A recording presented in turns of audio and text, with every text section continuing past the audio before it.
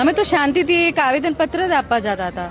ડેડિયાપાડામાં 144 લાગુ કરવાનું આ કહેતા હતા અને બીજેપીની મોટી રેલી નીકળી, બહેનોને ઠગીને લઈ આવ્યા.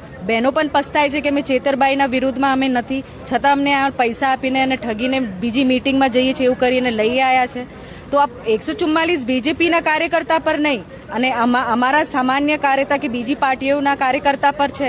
એટલે આ બીજેપી કમલમમાં એમની પગાર આવે છે, કમલમમાંથી એમને એવોર્ડ મળે છે, કમલમમાંથી એમને પ્રમોશન મળે છે કે સરકારમાં છે આ કે એમનું ન્યાયતંત્ર હાચવી રહે, શું સાચું છે ખોટું છે એ કરવાનું. તમે તમારા કમલમમાં તમારા કોલર ઉચ્ચાર કરીને એવું બતાવો છો કે અમને પ્રમોશન આપો. એટલે એક ધારાસભ્ય, આદિવાસી ધારાસભ્ય જે આદિવાસી સમાજ માટે લડે છે, બહેનો માટે લડે છે, આજ સુધી તો મેં સાંભળ્યું નહીં કે ચેતરબાઈએ કોઈ બહેનો ઉપર કોઈ ખોટા આક્ષેપો કે ખોટા ભાષે વાપરી છે. આ તો બહેનો પણ દુરુપયોગ કરે છે, આ ભાજપની બહેનો.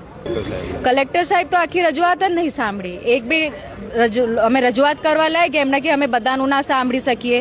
અરે તમે અમારી રજૂઆત સાંભળવા બેઠા છો અને પોલીસ તંત્ર પણ તમારા અંડરમાં છે, આખો જિલ્લા તમારા અંડરમાં છે.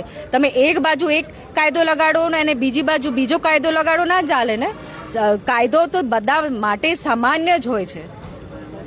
સૌપ્રથમ જ્યારે અમને ખબર પડેલી કે ચેતરભાઈને ખોટી રીતે પોલીસ સ્ટેશનમાં આખો દિવસ બેહાડીને રાખ્યું, અમે ડેડિયાપાડા પહોંચેલા, પણ તે એમને જે ખોટા કેસ પકડીને એવી રીતે એમને પકડીને એ લોકો લઈ ગયા જે મોટો કોઈ ક્રિમિનલ ટાઈપ હોય.